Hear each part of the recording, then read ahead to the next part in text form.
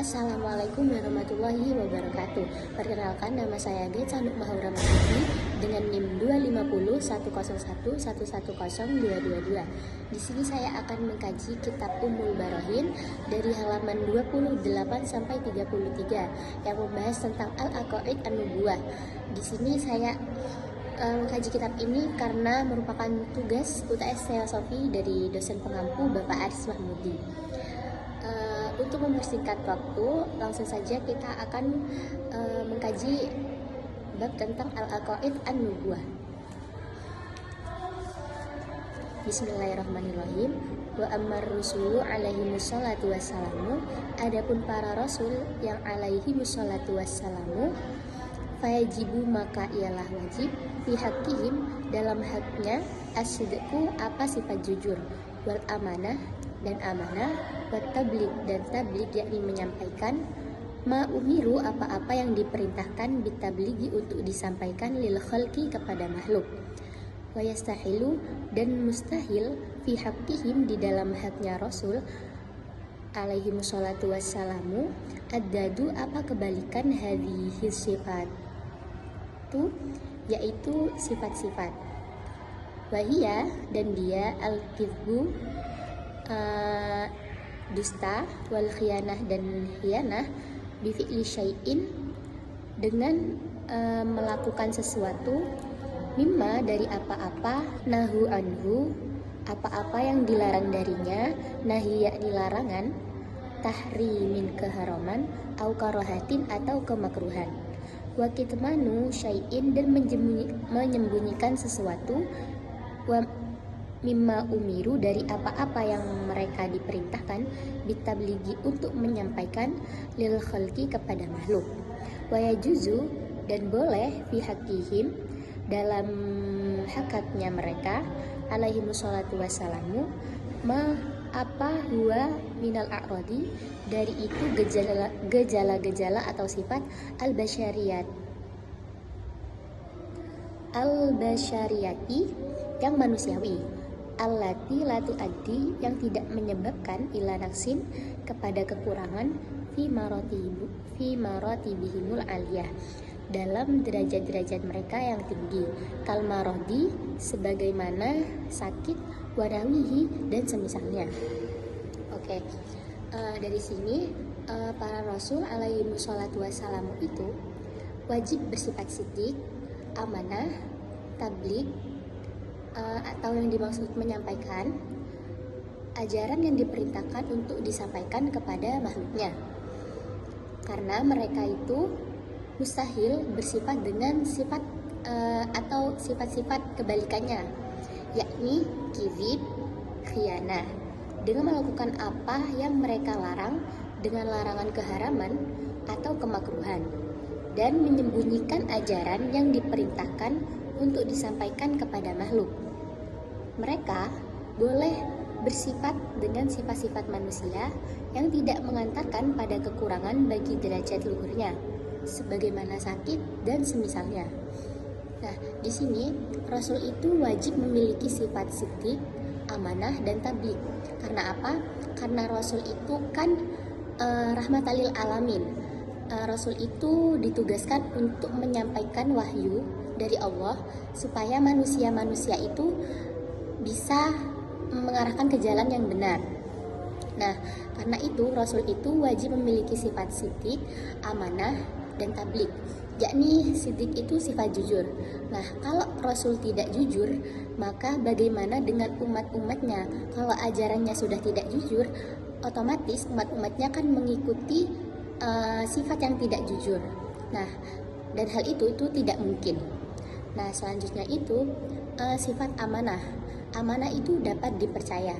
Jadi, Rasul itu pasti memiliki sifat amanah, dapat dipercaya, dan tidak mungkin Rasul itu berkhianah. Yang ketiga itu, Rasul itu memiliki sifat tabligh, yakni menyampaikan. Nah, kalau Rasul tidak punya sifat tabligh, itu tidak mungkin, karena kita di era sekarang ini sudah mengetahui mana perbuatan yang baik dan benar, dan hal itu merupakan wujud atau bukti dari Rasul sudah menyampaikan wahyunya kepada kita dengan benar, dan Rasul itu tidak mungkin memiliki sifat menyembunyikan atau dinamakan kitman. Terus selanjutnya, Rasul itu juga wajar memiliki sifat-sifat yang sama dengan manusia, seperti sakit atau semisalnya, dan hal itu tidak membuat atau mengurangi sifat-sifat derajat mereka, sifat-sifat kemuliaan mereka. Nah, karena Rasul itu kan juga manusia, jadi Rasul itu juga pasti mengalami sakit, terus sama dengan manusia-manusia yang lain. Akan tetapi hal tersebut itu tidak mengantarkan sifat jelek gitu, yang bisa menghilangkan sifat-sifat kayak kemuliaannya Rasul. Dan Rasul itu tidak mungkin melakukan keharaman atau kemakruhan yang biasanya dilakukan oleh manusia-manusia yang lain. Seperti manusia itu kan pasti melakukan kesalahan ya, atau melakukan hal-hal yang dilarang, seperti meninggalkan sholat, terus minum homer, berjudi, mencuri. Nah, Rasul itu tidak mungkin melakukan keharaman-keharaman atau kemakruhan-kemakruhan tersebut, karena hal itu dapat menghilangkan sifat-sifat kemuliaan dari Rasul tersebut. Wa amma burhanu, dan adapun bukti-bukti wujub bisidqihim, apa wajibnya kejujuran mereka, yakni alaihimus sholatu wassalamu, fali annahum, karena sesungguhnya mereka laulam yasduku, seandainya mereka tidak jujur, la lazimul kadbu, niscaya kebohongan fi khobarihi, dalam berita yang mereka sampaikan, litasdiqihi, karena pembenaran ta'ala Allah Ta'ala, lahum, kepada mereka, bil mu'jizati, dengan mukjizat, an-nazilati, yang turun, manzilata qaulihi, sebagai kedudukan dalam firman-Nya, Jalla wa Azza, yakni Allah yang maha luhur atau maha mulia. Shadaqa abdi fi kulli ma yuballighu anni, yakni benar hambaku dalam semua perkataan yang disampaikan. Nah, maksud dari bait ini yakni burhan, wajibnya sifat siddiq, yakni sifat jujur bagi para rasul adalah karena andaikan mereka tidak jujur, pasti kabar dari Allah Ta'ala tentang pembenaran terhadap mereka dengan mukjizat yang turun atau menempati posisi firman Allah Ta'ala, yakni hambaku jujur dalam setiap hal yang ia sampaikan dariku merupakan kebohongan. Nah, maksudnya kata-kata burhan di sini adalah yakni bahwa Rasul itu bersifat siddiq atau jujur. Nah, dalam sebuah firman Allah itu menyampaikan bahwa hambaku itu jujur dalam setiap hal yang ia sampaikan dariku. Allah saja sudah berkata demikian. Jadi kalau Rasul tidak memiliki sifat jujur atau yang dinamakan kizib, punya sifat kizib atau dusta, maka itu tidak mungkin. Nah, karena tidak mungkin, jadi ayat yang disampaikan Allah, yakni hambaku yang jujur tadi, itu merupakan kebohongan, dan itu tidak mungkin karena hal itu sudah Allah yang bersabda, yang mengucap. Jadi hal itu tidak mungkin. Nah, jadi kalau Rasul itu tidak memiliki sifat siddiq atau jujur, maka kabar-kabar atau wahyu-wahyu yang diturunkan oleh Allah kepada Rasul itu tidak akan sampai kepada kita. Wa amma burhanu, dan adapun burhan atau bukti-bukti wujubil amanati, wajibnya sifat-sifat amanah, lahum, bagi mereka, fali annahum, maka jika mereka laukhonu, seandainya mereka berkhianat, bifi'lin, dengan melakukan perbuatan muharramin, yang haram, au makruhin, atau yang makruh. La qalabal muharramu niscaya berubah yang haram tersebut, awil makruhi, atau yang makruh, ta'atan menjadi ketaatan, fi hakihim, di dalam haknya mereka. Li'annallaha ta'ala, karena sesungguhnya Allah Ta'ala qad amrona, telah memerintahkan, bil iktidai, untuk meneladani, bihim, sifat-sifat mereka, fi aqwalihim, dalam ucapan-ucapannya, wa af'alihim, dan dalam perbuatan-perbuatannya. Wala ya'muru, dan tidak memerintahkan Allah Ta'ala, siapa Allah Ta'ala, bifi'lin, untuk melakukan muharramin, perbuatan-perbuatan yang haram, wala makruhin, dan tidak pula yang makruh, wahadza, dan ini, bi'anihi, dengan sendirinya, wa burhanu, adalah merupakan bukti, wujubis salisi, wajibnya sifat-sifat yang ketiga. Maksudnya, burhan wajibnya sifat amanah bagi para rasul adalah karena sungguh andaikan mereka berkhianat dengan melakukan keharaman atau kemakruhan, niscaya keharaman atau kemakruhan pasti berbalik menjadi ketaatan bagi mereka. Sebab Allah Ta'ala memerintahkan kita untuk mengikuti perkataan dan perbuatan mereka. Padahal Allah Ta'ala tidak memerintahkan perbuatan haram dan makruh. Ini juga menjadi dalil wajibnya sifat ketiga, yakni tabligh. Yang selanjutnya itu adalah bukti-bukti dari sifat amanah. Nah, Rasul itu pasti memiliki sifat amanah, yakni menyampaikan. Dan tidak mungkin Rasul itu tidak menyampaikan berita-berita atau wahyu-wahyu yang diturunkan kepada Allah, dari Allah kepada manusia atau umatnya. Nah, lawan kebalikannya amanah itu ialah berkhianat. Nah, jika Rasul itu memiliki sifat khianat, maka semua perkataan, perbuatan yang dilakukan Rasul, semisal nih, Rasul itu melakukan perbuatan minum khamar, berjudi, mencuri, membunuh. Nah, jadi jika Rasul melakukan sifat-sifat tersebut, maka sifat tersebut itu tidak jadi keharaman atau kemakruhan, karena Allah itu memerintahkan kita untuk mengikuti segala perkataan atau perbuatan yang dilakukan oleh Rasul.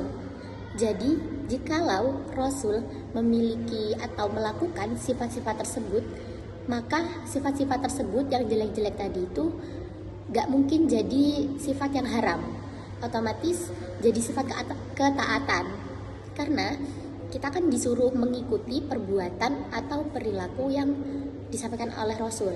Nah, karena kita sudah mengikuti perbuatan minum khamar tadi, berjudi, membunuh, maka hal itu menjadi ketaatan. Nah, hal itu tidak mungkin karena Rasul itu tidak mungkin memiliki sifat-sifat tersebut. Nah, jadi Rasul itu tidak mungkin memiliki sifat-sifat tersebut karena Rasul itu kan pasti menjadi teladan bagi umat manusia. Seperti Rasul itu melakukan tolong-menolong, berkata yang baik, jujur, amanah, sabar. Nah, karena jikalau Rasulullah sudah memiliki sifat-sifat yang baik tersebut, otomatis kita akan ngikutin perbuatan-perbuatan atau ucapan-ucapan yang dilakukan oleh Rasulullah. Nah, hal itu jadi ketaatan dalam konteks ketaatan yang benar, dalam konteks ketaatan yang amanah. Jadi Rasul itu tidak mungkin memiliki sifat khianah atau sifat yang notabene itu merupakan kejelekan-kejelekan. Juga Allah itu melarang kita untuk berbuat keharaman atau kemakruhan kan. Jadi sifat-sifat tersebut itu tidak mungkin, karena sifat-sifat yang dimiliki oleh Rasul atau berita-berita atau wahyu-wahyu yang Rasul punya itu pasti sifatnya itu dari Allah. Jadi itu gak mungkin merupakan kejelekan-kejelekan, pasti merupakan suatu hal yang baik-baik. Wa amma dalilu, dan adapun bukti-bukti jawazil a'radil basyariyati, bolehnya mempunyai sifat-sifat manusia alaihi wassalatu wassalamu, fa musyahadatu waqu'iha bihim, maka terlihat terjadinya itu pada mereka. Imma lita'dimi ujurihim, ada kalanya untuk mengagungkan ujurihim, pahala mereka. Au lit tasyri'i, untuk penetapan syariat. Au litasalli anid dunya, untuk memperingati tentang dunia. Walit tambihi li khissati qadriha, dan memperingatkan akan kehinaan-kehinaan atau kedudukan-kedudukannya indallah, di sisi Allah. Wa adami ridahu, dan keridhoannya negeri biha, dengan tersebut. Daro jazail li anbiyaihi, keridhoannya negeri para walinya. Wa auliyaihi, dan orang-orang pilihannya. Bi'tibarin, untuk mempertimbangkan ahwalihim, kondisi-kondisi mereka, fiha, di dalamnya. Alaihimus salatu wassalamu. Jadi burhan atau bukti-bukti bolehnya al-aradul basyariyah, maksudnya sifat-sifat kemanusiawi bagi para rasul adalah fakta terjadinya hal itu pada mereka. Ada kalanya karena mengagungkan pahala mereka, tasyri, bersabar dari urusan dunia, mengingatkan terhadap rendahnya derajat dunia di sisi Allah Ta'ala, dan ketidakrelaan Allah padanya di akhirat bagi para nabinya, dengan mempertimbangkan kondisi mereka alaihi wassalatu wassalamu di akhirat. Jadi bukti-bukti bolehnya Rasul itu bersifat manusiawi, seperti sakit atau hal-hal semisalnya, itu merupakan fakta terjadinya hal tersebut pada mereka. Nah, kalau semisal kan Rasul itu gak dikasih kayak sifat-sifat kemanusiaan, sifat-sifat manusiawi seperti sakit, pasti orang-orang itu mikirnya, wah Rasul ini hebat ya. Nanti otomatis menimbulkan bahwa mereka itu nanti ujungnya itu nyembahnya Rasul, bukan Allah. Karena mereka itu mikirnya Rasul ini sempurna, gak pernah sakit, gak pernah melakukan atau gak pernah mengalami sifat-sifat yang seperti manusia-manusia lainnya.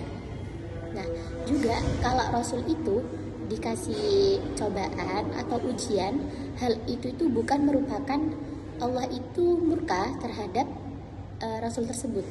Hal itu untuk mengangkat derajat mereka supaya lebih tinggi. Nah, kenapa Allah itu ngasih ujian-ujian terhadap Rasulnya? Seperti kisah-kisah Nabi terdahulu, Nabi Muhammad contohnya.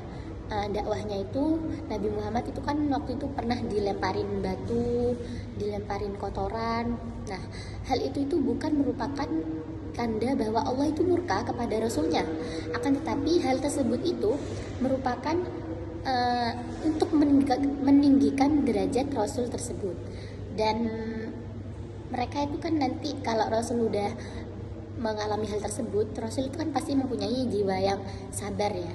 Jadi otomatis orang-orang itu nanti kalau mendengar cerita atau kisah-kisahnya yang Rasul alami, mereka itu pasti, wah Rasul ini sabar banget ya, aku harus meneladani dong, karena Rasul kan kita dianjurkan untuk mengikuti ucapan atau perilakunya. Salah satunya sabar terhadap ujian yang diberikan Allah. Nah, otomatis dari sifat tersebut kita itu kan pasti meneladani sifat-sifat Rasul sabar tersebut. Wa yajma'u ma'ani, dan mengumpulkan berbagai makna-makna hadhil aqaidi,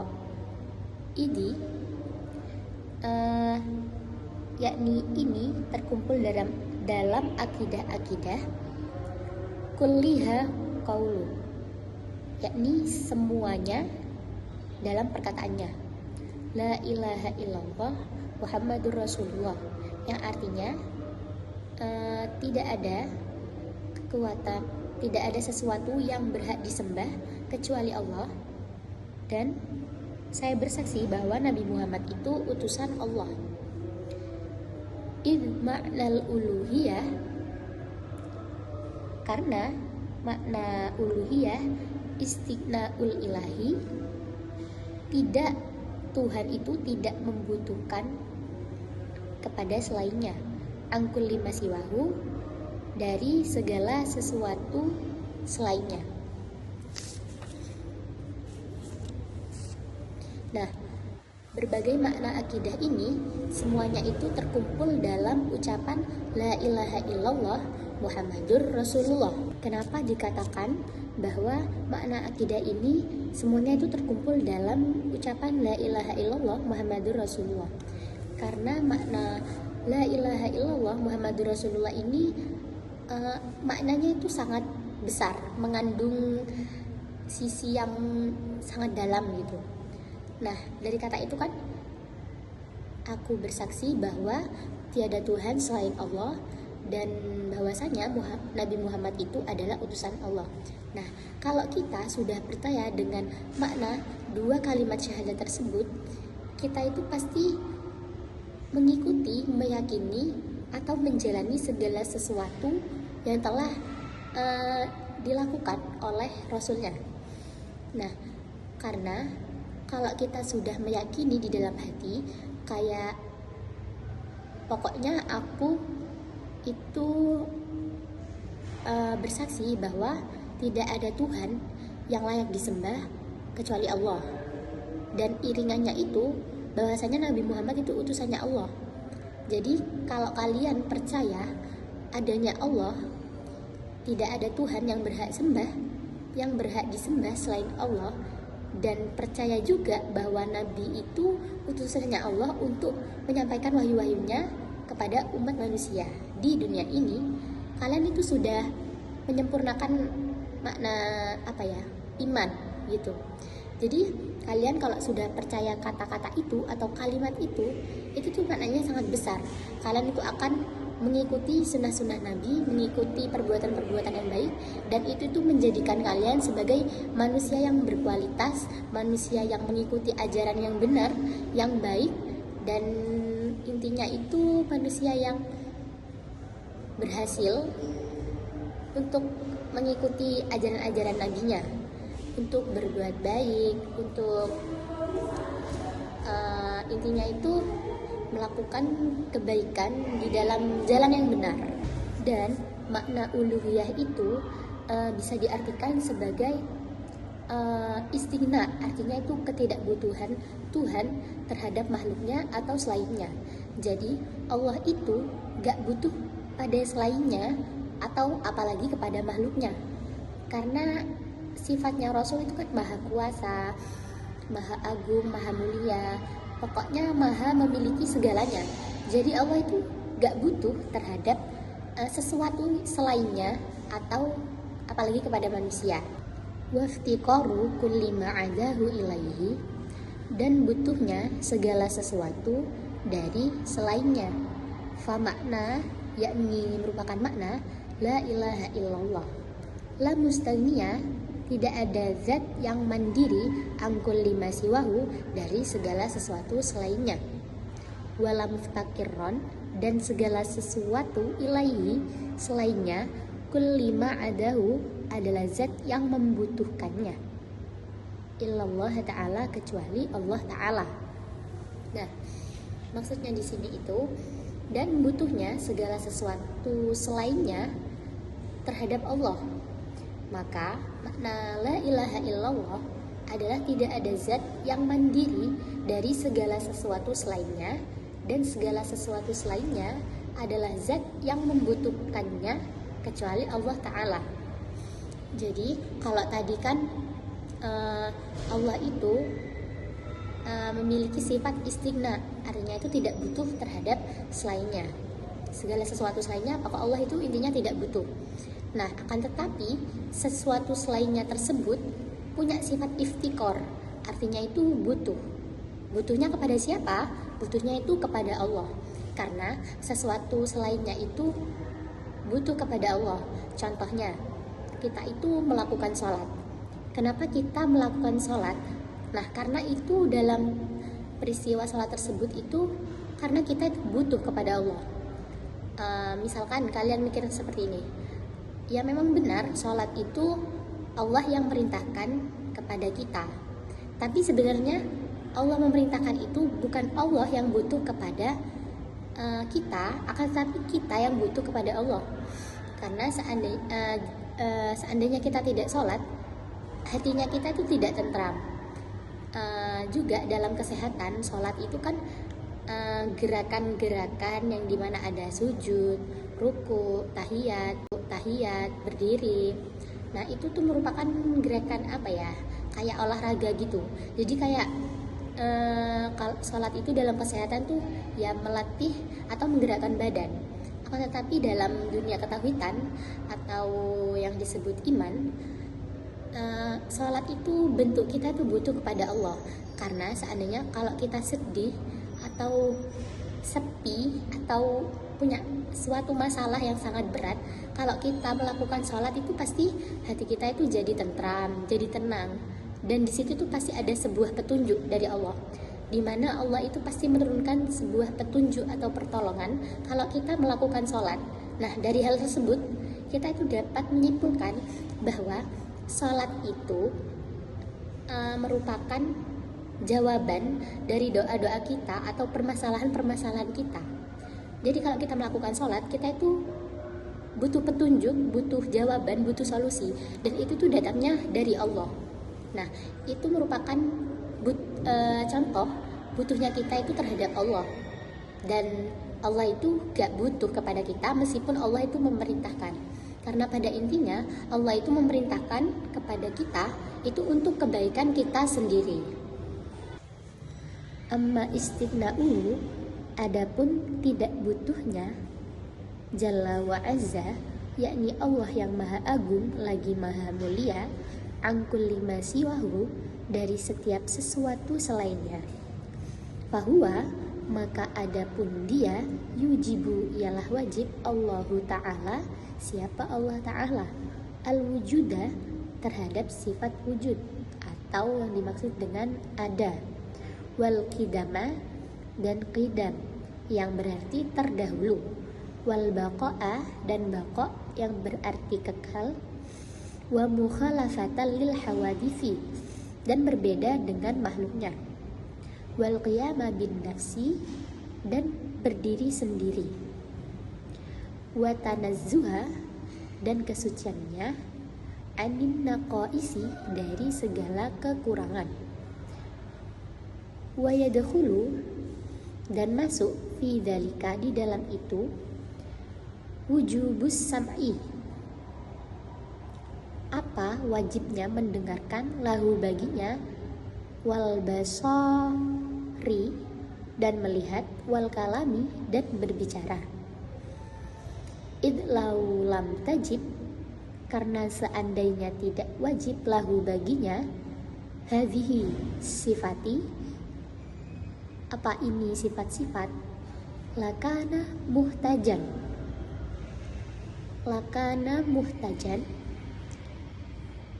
sungguh atau niscaya membutuhkan, ilal muhdifi, kepada yang mengadakan atau kepada yang baru. Awil mahalli atau tempat. Wa may yadfa'u, siapa yang menolak anhu darinya, hadhihin naqaisi, apa ini kekurangan-kekurangan. Oke.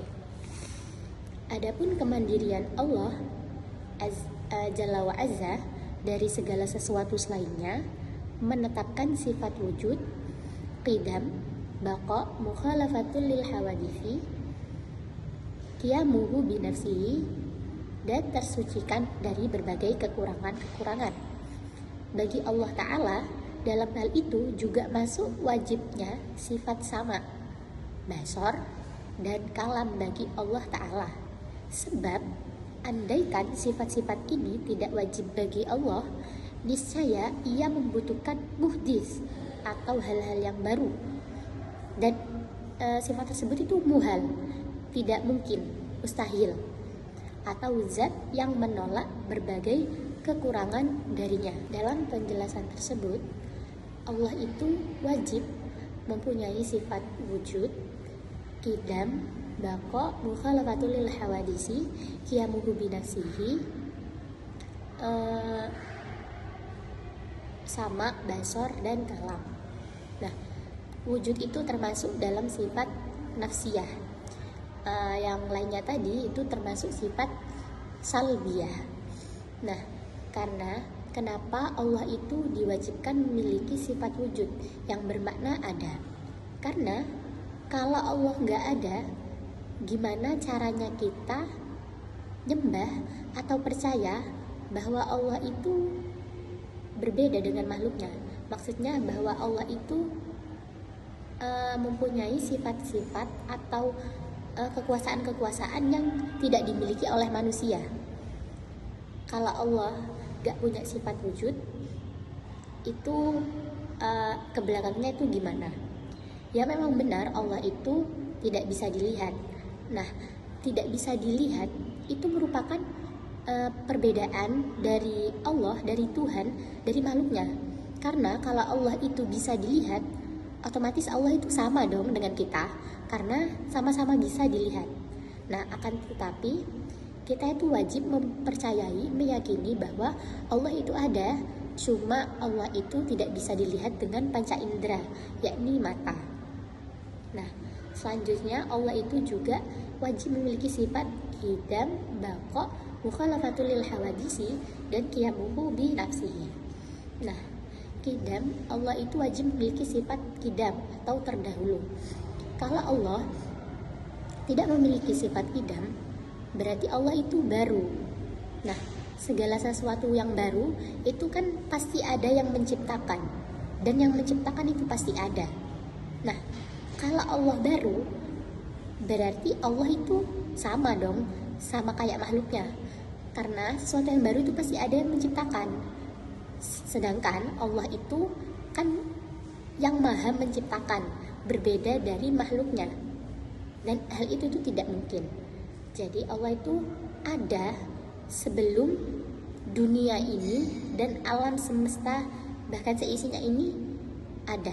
Jadi Allah itu sudah ada sebelum semua yang ada di dunia ini dan alam semesta itu terciptakan. Selanjutnya sifat baqa, Allah itu kekal. Jadi gak mungkin itu Allah fana. Nah, jadi Allah itu tidak mungkin tidak kekal. Maksudnya Allah itu tidak mungkin mengalami sifat meninggal atau binasa. Seperti manusia, pasti manusia itu kan ada batas umurnya ya. Jadi kita itu pasti oleh Allah itu dalam ketika dalam kandungan kita itu udah ditetapkan bahwa kita itu rezekinya, matinya, jodohnya itu semuanya itu Allah udah tetapkan, dan itu kan ada batasnya. Nah, sedangkan Allah ini tidak memiliki hal-hal tersebut, tidak ada batasannya. Jadi Allah itu kekal, berbeda dengan makhluknya, dan Allah itu tidak akan binasa atau meninggal. Allah itu pasti ada, kekal, abadi selama-lamanya. Selanjutnya qiyamuhu binafsihi. Allah ini mempunyai sifat berdiri sendiri, Maksudnya Allah itu tidak bergantung kepada orang lain. Kalau kita kan masih manusia yang membutuhkan manusia lain. Jadi kita tuh kalau misalkan kita punya hajat, kita punya acara, sebuah acara, kita itu pasti membutuhkan tetangga-tetangga untuk membantu menyiapkan acara tersebut, seperti masak, terus menyiapkan bahan-bahannya, terus menyiapkan acaranya. Itu kita kan masih butuh sama manusia. Nah, kalau Allah itu tidak butuh kepada selainnya. Allah itu pasti berdiri sendiri, tidak butuh kepada makhluknya, dan tidak bergantung kepada selainnya. Nah, hal tersebut itu wajib mempercayai, meyakini bahwa Allah itu ada, cuma Allah itu tidak bisa dilihat dengan panca indera, yakni mata. Nah, selanjutnya Allah itu juga wajib memiliki sifat qidam, baqa, mukhalafatul lil hawadisi, dan qiyamuhu bi nafsihi.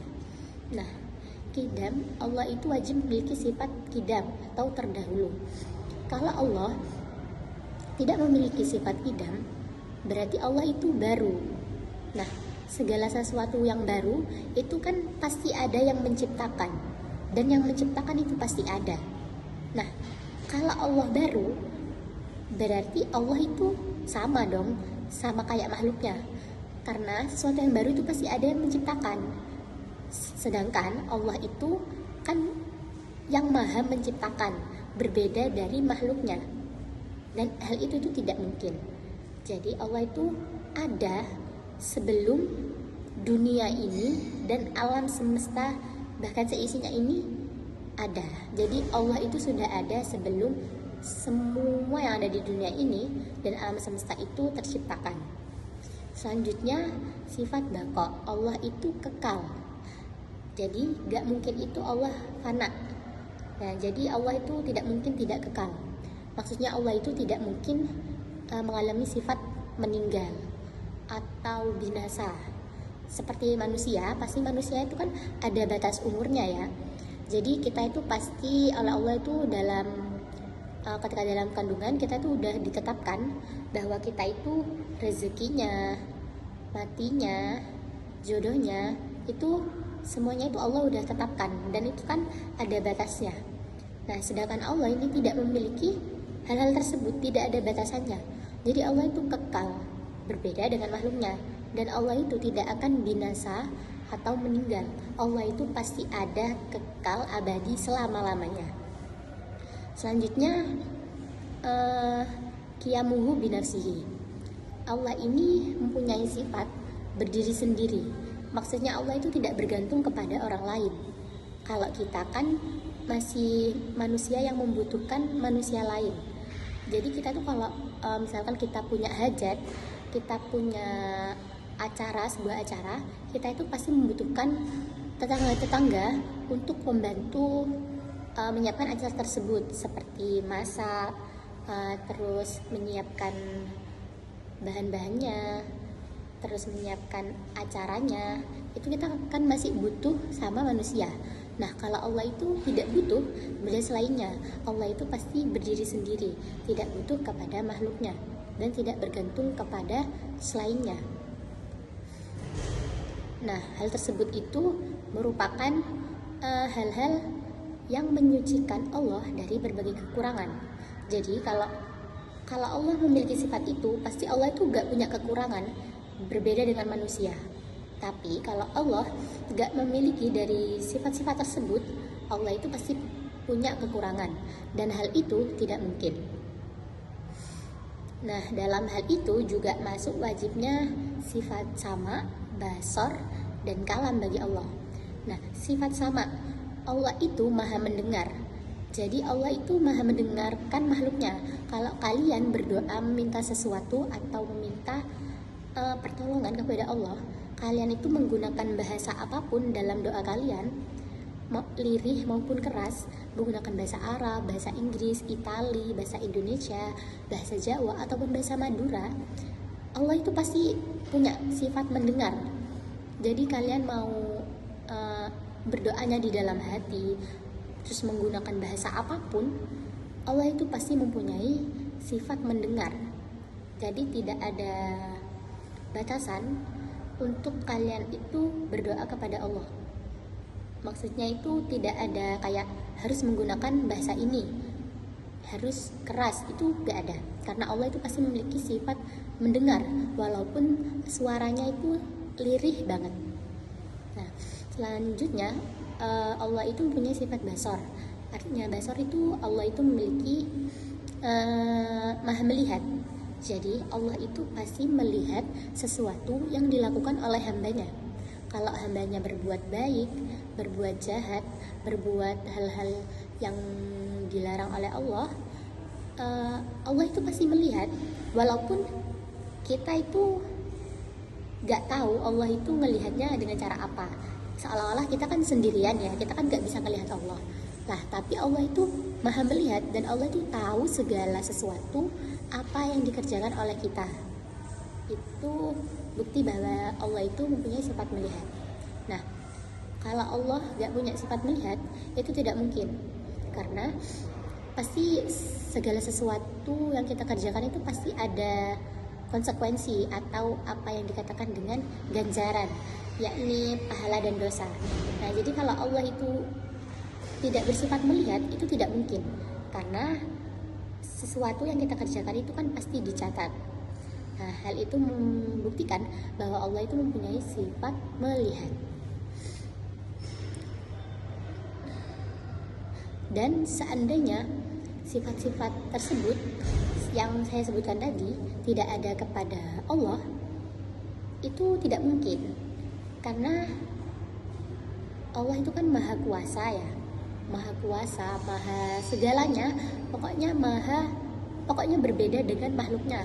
Allah itu maha mempunyai sesuatu, dan dia itu boleh, kalau seandainya dikatakan dia itu boleh sombong, dia boleh, karena sejatinya Allah itu kan emang sempurna, tidak mempunyai kekurangan seperti kita. Tapi hal itu kan tidak mungkin. Allah itu kan tidak mungkin punya sifat-sifat yang sombong, riya, atau yang haram atau makruh lah. Wa yu'khadu minhu, dan diambil darinya, tanazzuhu ta'ala, apa kesucian Allah Ta'ala, anil a'radi, dari sifat-sifat yang bisa berubah, fi af'alihi, di dalam perbuatan-perbuatannya, wa ahkamihi, dan di dalam hukum-hukumnya, wa illa lazima iftiqaruhu, dan jika tidak pasti terjadi butuhnya Allah Ta'ala, yakni Allah Ta'ala, ilama, kepada sesuatu, yuhasilu, yang menghasilkan, lahu ghoradahu, yakni apa maksud atau tujuannya.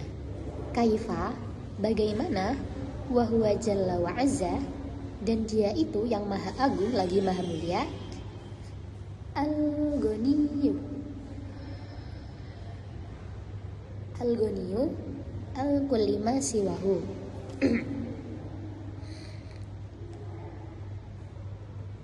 al-ghaniyu, yang maha kaya, angkul lima, dari setiap sesuatu, siwahu, selainnya. Wa kadza, dan seperti itu, yu'khadu, diambil, minhu, darinya, aidan, juga, annahu, sesungguhnya, la yajibu, tidak diwajibkan, alaihi, atasnya, fi'lu syai'in, apa melakukan sesuatu, minal mumkinati, dari hal-hal yang mungkin, au tarkuhu, atau meninggalkannya, idlau wajaba, karena seandainya wajib, alaihi, atasnya, syai'un, apa sesuatu, minha, darinya, aklan, secara aklan, katsawabi, seperti memberikan pahala, masalan, misalnya, lakana jalla wa azza, sungguh Allah itu maha agung lagi maha mulia, muftakiron, pada tidak butuh, ila zalika, pada sesuatu itu, asyai'u, apa sesuatu, liyatakammal labihi, agar menjadi sempurna dengannya, wardahu, apa tujuannya, idla yajibu, karena tidak wajib, fi haqqihi, di dalam haknya Allah, illama, kecuali apa, huwa kamalul lahu, yang merupakan kesempurnaan baginya. Kaifa, bagaimana, wahuwa, Jalla wa Azza, sedangkan dia yang maha agung lagi maha mulia. Al-Ghani, wa apa yang maha kaya, al-kulli ma siwahu, dari segala sesuatu selainnya.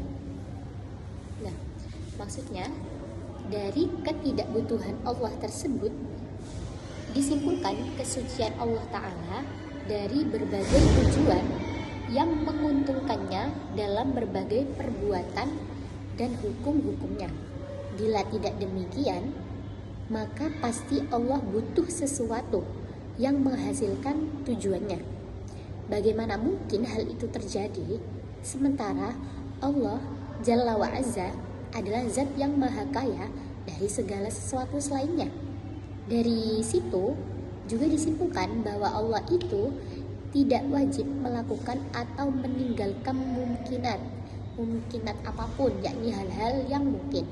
Sebab andaikan ada sesuatu dari mungkinat yang wajib bagi Allah Ta'ala menurut akal, seperti memberi pahala umpamanya, niscaya Allah Jalla wa Azza adalah zat yang membutuhkan pada sesuatu tersebut agar tujuannya tercapai secara sempurna. Sebab tidak ada yang wajib bagi Allah kecuali kesempurnaan baginya. Bagaimana hal itu terjadi sementara Allah Jalla wa Azza adalah zat yang maha kaya dari segala sesuatu selainnya. Dari bacaan tersebut, dari penjelasan tersebut, kita itu dapat menyimpulkan bahwa Allah itu suci dari berbagai tujuan yang menguntungkan. Maksudnya itu Allah itu kan tidak mungkin ya butuh kepada makhluk. Contohnya, Allah itu memberi pahala, wajib memberi pahala pada makhluknya. Kalau Allah itu gak memberi pahala kepada makhluknya, misalnya Allah itu bakal punya rasa gelisah. Nah, hal tersebut itu kan menandakan bahwa Allah kalau gak ngasih pahala terhadap makhluknya, itu akan berdampak sesuatu gitu. Nah, hal itu tuh tidak mungkin karena Allah itu kan ngasih pahala atau dosa itu kan terserahnya Allah. Jadi kita tuh sebagai manusia itu cukup menjalani masalah dikasih pahala atau dosa itu terserahnya Allah. Nah, dan hal itu Allah itu kan memiliki kewenangan ya, terserah Allah itu mau ngasih ganjaran kepada makhluknya atau enggak. Nah, kalau Allah sudah memiliki kewenangan, Allah itu kan dapat dipastikan bahwa Allah itu tidak butuh kepada makhluknya, kan, tetapi makhluknya yang butuh kepada Allah. Nah, dari situ Allah itu tidak wajib atau melakukan hal-hal yang mungkin secara akal menurut manusia. Kalau manusia kan mikirnya seperti ini, kalau aku berbuat baik, misalkan aku melaksanakan sholat 5 waktu berjamaah di masjid, pasti aku dikasih pahala nih sama Allah. Nah, hal itu tuh gak pasti terjadi karena terserahnya Allah itu mau ngasih pahala atau enggak kepada kita.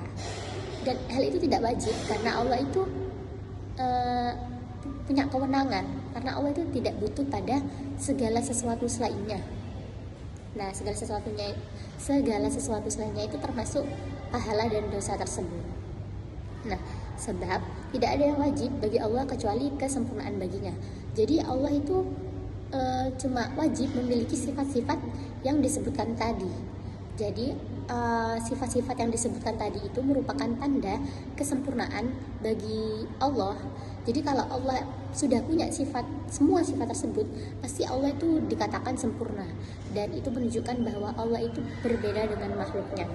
Juga contoh dari pahala tersebut, kalau Allah ngasih wajib atau ngasih pahala kepada manusia itu supaya tujuan atau maksudnya menjadi sempurna, itu kan tanda bahwa Allah itu butuh kepada sesuatu yang sesuatu itu nantinya akan menghasilkan kesempurnaan, dan hal itu tidak mungkin terjadi karena Allah itu memiliki sifat yang maha agung lagi maha mulia, maha kaya dan atas dan maha segalanya.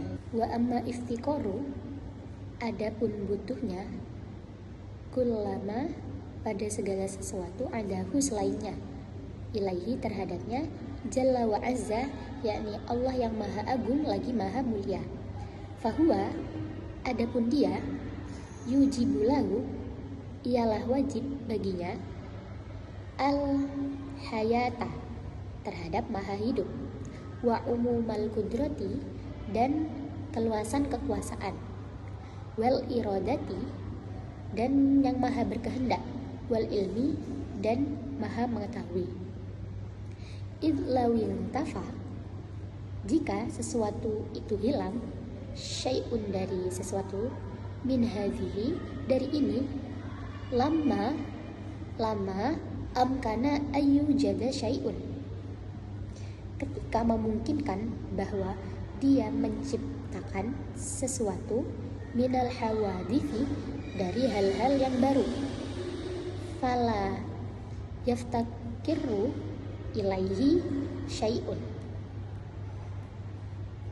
fala yaftakiru ilaihi syai'un, maka tidak butuh ilaihi kepadanya, terhadap sesuatu. Kaifa, bagaimana, wahuwa, adapun dia, Jalla wa Azza, yakni Allah yang maha luhur, Jalla wa Ala, yakni Allah yang maha luhur, wa Ala, dan maha tinggi, alladzi yaftakiru,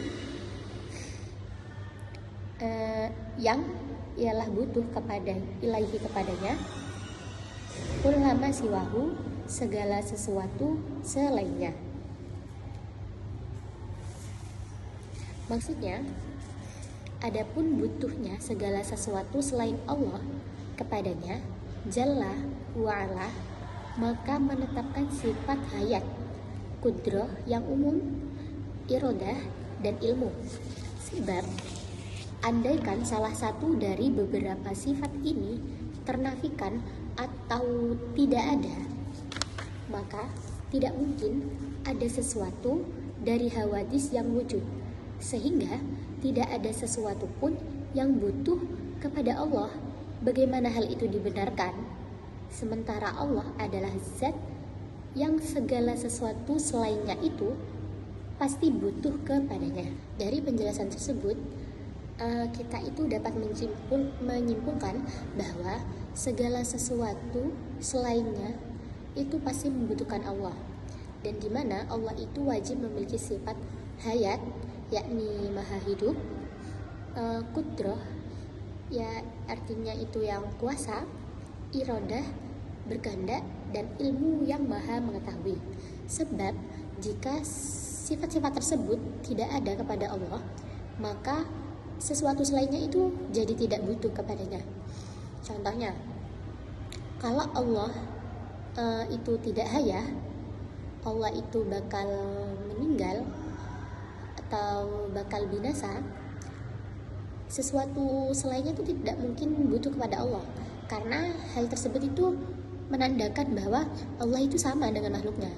Kan manusia juga ada yang meninggal, dan binasa. Nah, kalau sifat hayat tidak ada pada Allah, jadi manusia itu tidak butuh kepada Allah, dan hal tersebut itu tidak mungkin, karena Allah itu kan pasti kekal ya. Dari tadi penjelasannya itu Allah memiliki sifat baqo atau kekal. Jadi Allah itu tidak mungkin punya sifat binasa atau meninggal. Karena kalau Allah punya sifat itu, Allah itu bisa menimbulkan sifat-sifat yang dapat mengurangi kesempurnaannya. Juga Allah itu pasti punya kudrah, sifat kudrah. Sifat kudrah itu sifat kuasa. Jadi Allah itu kan maha kuasa ya atas segala sesuatu. Jadi kalau misalkan di suatu kota terjadi gempa bumi, tsunami, seperti video yang sedang viral di TikTok, ambruknya Masjid Pondok Ponpes Al-Khawarizmi, itu termasuk kehendak Allah. Jadi manusia itu tidak bisa apa-apa kalau Allah itu sudah maha kuasa. Jadi terserahnya Allah mau melakukan apapun terhadap dunia ini, itu kuasa Allah. Nah, Selanjutnya Allah itu iradah, maha berkehendak. Jadi Allah itu pasti memiliki sifat iradah. Nah, Allah itu berkehendak, misalkan hambanya ini nanti pada tanggal sekian, hari sekian, hambanya ini dicabut nyawanya, mau meninggal, atau di tanggal sekian, hari sekian, hambaku yang ini bakal dapat rezeki yang besar yang tidak disangka-sangka. Jadi Allah itu punya sifat berkehendak, terserah kehendaknya Allah, semaunya Allah. Kalau Allah mau melakukan sesuatu, ya Allah tinggal berkehendak. Misalkan Allah mau hari ini, detik ini, mau membalikkan bumi, itu juga kehendaknya Allah, terserahnya Allah.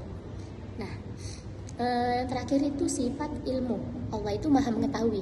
Tidak mungkin Allah itu tidak punya sifat mengetahui, karena Allah itu kan maha mengetahui hamba-hambanya yang melakukan kegiatan, perbuatan sesuatu hal yang entah itu haram ataupun halal. Jadi Allah itu maha mengetahui, dan Allah itu pasti lebih pintar daripada kita. Kalau manusia itu kan pasti punya batas atau batas secara pemikiran, akal atau logika. Jadi kalau ada sesuatu hal yang menurut kita itu tidak masuk akal atau tidak masuk logika, otak kita itu tidak menerima. Nah, karena hal itu menandakan bahwa otaknya manusia itu terbatas, beda dengan Allah. Karena Allah itu yang maha mengetahui, jadi Allah itu mampu berpikir atau mengetahui segala sesuatu yang menurut manusia itu tidak masuk akal atau tidak logis. Nah, contohnya itu seperti Nabi Musa yang membelah lautan. Nah, secara logis atau logika atau akal itu kan tidak mungkin ya, karena bagaimana bisa lautan itu dibelah dengan tongkat, dan itu emang kejadian nyata gitu. Kalau dipikir secara logika itu tidak mungkin.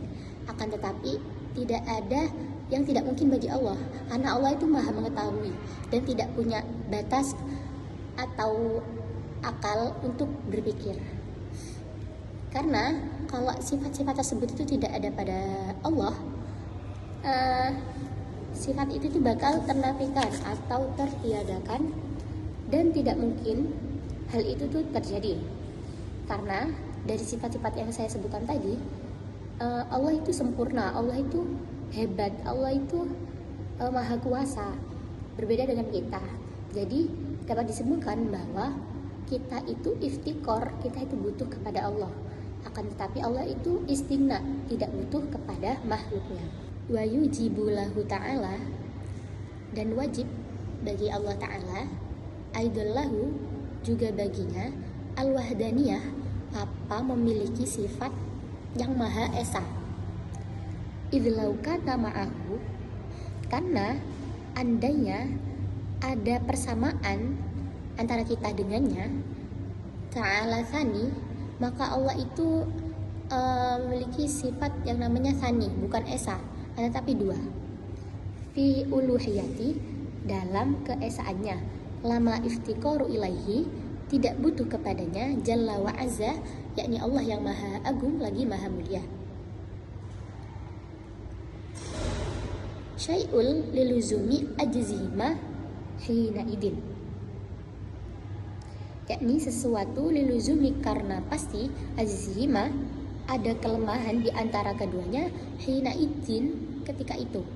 Kaifa bagaimana, wahuwa dan adapun dia, jalla wa ala, yakni Allah yang maha luhur, wa ala dan maha tinggi, alladzi yang yaftakiru ialah membutuhkan ilahi padanya, kullama siwahu segala sesuatu selainnya. Nah, butuhnya segala sesuatu selain Allah kepadanya juga menetapkan sifat wahdaniyah. Wahdaniyah itu artinya esa, satu. Sebab andaikan ada pihak kedua yang sama dengan Allah dalam sifat ketuhanannya, maka tidak ada apapun yang butuh kepada Allah. Karena dalam kondisi seperti itu, kedua-duanya pasti lemah. Bagaimana hal itu bisa dibenarkan? Sementara Allah adalah zat yang segala sesuatu selainnya butuh kepadanya. Nah, dari penjelasan tersebut, kita tuh dapat menyimpulkan bahwa Allah itu pasti memiliki yang namanya sifat wahdaniyah, yakni esa. Tidak mungkin Allah itu ganda, yakni asani, yakni dua. Karena kalau Allah dua, itu dunia ini bakal hancur. Contoh, ada Allah satu, ada Allah dua. Allah satu ini maunya hari ini hujan. Kalau Allah dua ini maunya hari ini tidak hujan. Otomatis mereka itu bertengkar dan tidak akan terlaksana semua hal-hal yang sudah direncanakan terhadap bumi ini. Nah, karena kalau sesuatu itu ada dua, pasti dia kan punya kelemahan. Dari dua tersebut pasti dia itu punya kekurangan. Nah, kalau Allah itu sudah memiliki sifat wahdaniyah esa, berarti Allah itu unggul. Satu, tidak ada yang menyamai atau merupainya. Karena kalau yang namanya satu unggul itu pasti berbeda dengan makhluknya, berbeda dengan lainnya. Karena tidak ada yang mampu menyamai, akhirnya dia itu dikatakan wahdaniyah atau esa. Akan tetapi kalau ada dua, berarti mereka itu sama-sama memiliki kekuatan yang sama, kelemahan yang sama. Pasti dari tersebut itu punya sifat kelemahan masing-masing. Karena itu ada dua. Kalau ada satu kan pasti tidak ada yang menyamai atau menandingi kekuatan tersebut. Nah, karena ada dua tersebut, hal itu tuh tidak mungkin. Karena Allah itu pasti memiliki sifat yang tadi, yang maha kaya, yang maha kuasa, maha berkehendak. Dan Allah itu pasti satu, tidak akan lebih dari satu. Contohnya seperti kayak Kristen, dia kan punya Bapak, Tuhan Bapak, Tuhan Ibu, Tuhan Anak. Nah, hal tersebut secara logika kan tidak mungkin ya. Karena kalau yang namanya Tuhan itu pasti satu. Kalau yang tiga itu berarti mereka itu masih membutuhkan kepada sesuatu selainnya. Jadi kayak indikasinya itu mereka itu masih butuh bermusyawarah gitu. Pasti juga ada cekcok antara tiga tersebut kalau menginginkan hal sesuatu yang diinginkannya, sedangkan satunya nggak mau, satunya mau gitu. Dan hal itu tidak mungkin karena Allah itu bersifat wahdaniyah atau esa. Juga kalau Allah itu dua, itu sesuatu yang selainnya itu tidak bakal butuh kepadanya, karena mereka itu bakal mikir seperti ini. Mereka aja berdua, mereka itu masih membutuhkan satu sama lain. Pasti di antara keduanya itu pasti punya kelemahan. Nah, sedangkan kalau Allah satu, mereka itu kan pasti mikirnya hebat ya, Allah itu cuma satu tapi bisa mengatasi semua masalahnya secara sendiri. Dan hal itu manusia kalau secara logika dari contoh tersebut pasti akan memilih untuk menyembah Allah yang satu daripada Allah yang dua. Karena kalau sendiri itu kan melakukan segala sesuatu, dia itu ibaratnya multi talent. Pasti mikirnya orang hebat ya, dia bisa melakukan segala sesuatu sendirian. Kalau berdua, oh ya jelas mereka bisa, karena berdua, karena ada simbiosis tolong menolong di antara itu. Jadi mereka sudah tidak butuh, karena mereka juga sama seperti kita. Mereka tuh juga membutuhkan atau bergantung pada makhluk yang lain. Wa yu'khadu, dan diambil minhu darinya, aidan juga hudusul alami, apa kebaharuan ilmu, bi asrihi, dari keseluruhannya. Illau kana syai'un, karena seandainya ada sesuatu, minhu darinya, qadiman, yang bersifat qadim atau terdahulu, lakana zalika syai'un, niscaya itu syai'un mustaghniya, tidak butuh sesuatu anhu darinya. Kaifa, bagaimana, wahwa, dan adapun dia, jalla wa'ala, yakni Allah yang maha luhur atau maha agung, lagi maha tinggi. Alladzi yajibu ayyaftakira, yang wajib hendak yaftakira pada butuh ilaihi padanya. Kul luma siwahu, segala sesuatu selainnya. Dari butuhnya segala sesuatu selainnya kepadanya juga disimpulkan hudusnya atau hal-hal yang baru seluruh alam. Sebab andaikan ada sesuatu dari alam itu yang qadim, niscaya ia tidak membutuhkan Allah Ta'ala. Bagaimana hal itu terjadi sementara Allah Azza wa Jalla wa Azza yang segala sesuatu selainnya itu pasti membutuhkannya. Dari penjelasan tersebut, Allah itu memiliki sifat qadim, artinya terdahulu. Jadi kalau tidak ada sesuatu yang baru dan hal itu ada yang menciptakan, contohnya kayak kursi baru, pasti yang menciptakan itu Pak Tukang. Dan Pak Tukang itu pasti ada yang menciptakan kan. Nah, yang menciptakan ini siapa? Yang menciptakan itu Allah. Nah, dari hal tersebut, adanya pembaharuan tersebut berarti Allah itu kan ada sebelum segala sesuatu diciptakan, dan itu dinamakan qadim atau terdahulu. Jadi Allah itu ada sebelum hal-hal baru itu muncul atau ada. Nah, kalau Allah itu bersifat baru, maka segala sesuatu selainnya itu tidak butuh kepadanya. Contohnya contohnya kursi itu ada yang menciptakan. Karena kursi yang menciptakan itu kan Pak Tukang yang membuat itu Pak Tukang. Nah, Pak Tukang ini udah ada sebelum Allah itu ada. Jadi hal itu kan berarti Allah itu baru gitu. Jadi ada pembaharuan yang dimana sesuatu hal yang muncul atau baru itu tidak bisa dikatakan qadim kan. Jadi Allah itu tidak mungkin bersifat baru. Allah itu pasti memiliki sifat qadim yang artinya terdahulu dan ada sebelum segala sesuatu itu diciptakan. Karena Allah itu maha mulia, maha luhur atau maha agung. Wa yu'khadu, dan diambil minhu darinya, aidan juga annahu sesungguhnya la ta'thira li syai'in, tidak terpengaruh terhadap sesuatu, minal kainati fi athariha, tidak terpengaruh terhadap sesuatu minal kainati dari kemungkinan fi athariha dalam pengaruhnya, wa illa lazima, dan padanya pasti ayyastagniya, itu tidak membutuhkan, dalikal atharu, itu pengaruhnya, an maulana, dari pemimpin kita Jalla wa Azza yang maha luhur lagi maha mulia.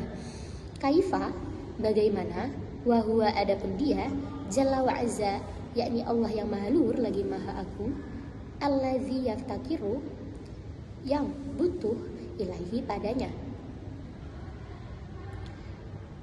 Kullu ma siwahu umuman wa ala kulli halin. Kullu ma siwahu, segala sesuatu selainnya, umuman secara umum, wa ala kulli halin, dan atas setiap keadaan. Hadza in qaddarta an syai'an, ini jika kamu mampu untuk sesuatu, minal kainati, dari kemungkinan yu'athiru bitaba'ihi, dia memengaruhi dengan tabiatnya. Wa amma qaddartahu mu'assiran, dan adapun jika engkau menetapkan mu'assiran, sesuatu yang memberi dia pengaruh, yu'assiru bikuwatin, yang mempengaruhi dengan suatu kekuatan, ja'alaha, yang telah dijadikan Allah kepada Allah Ta'ala, fihi, di dalamnya. Kama jaz'umuhu katsirun, sebagaimana menganggap banyak, minal jahalati, dari orang-orang yang bodoh. Fadzalika muhalun aidan, fadzalika muhalun aidan, maka yang seperti itu tidak mungkin juga, li'annahu yasiru hina idin, karena berubahnya keadaan ketika itu terhadap pemimpin-pemimpin kita. Jalla wa Azza, yakni Allah yang maha luhur lagi maha agung, muftakiron, dalam keadaan butuh, fi ijadin, pada penciptanya, ba'dil af'ali, sebagian perbuatan-perbuatan, ila wasitotin, kepada perantara. Wadzalika batilun, dan itu salah, lima arrofta, karena apa yang kamu ketahui, qablumi wujubi istighna'uhu, yakni sebelum dari kewajibannya atau tidak butuhnya dia, Jalla wa Azza, yakni Allah yang maha agung lagi maha mulia, al-kulli ma siwahu, dari segala sesuatu selainnya. Nah, dari butuhnya segala sesuatu selain Allah kepadanya juga disimpulkan bahwa tidak ada taksir atau pengaruh apapun bagi sesuatu pun dari hal-hal yang mungkin atau yang memungkinkan. Bila tidak demikian, pasti asar tersebut tidak membutuhkan Allah Jalla wa Azza. Bagaimana hal itu dibenarkan? Sementara Allah adalah zat yang segala sesuatu selainnya secara umum dan dalam kondisi apapun butuh kepadanya. Ini bila Anda andaikan bahwa ada sesuatu dari mungkinat yang mampu memberi asar dengan tabiatnya, sebab dalam kondisi seperti ini Allah itu menjadi zat yang dalam mewujudkan sebagian perbuatannya membutuhkan perantara.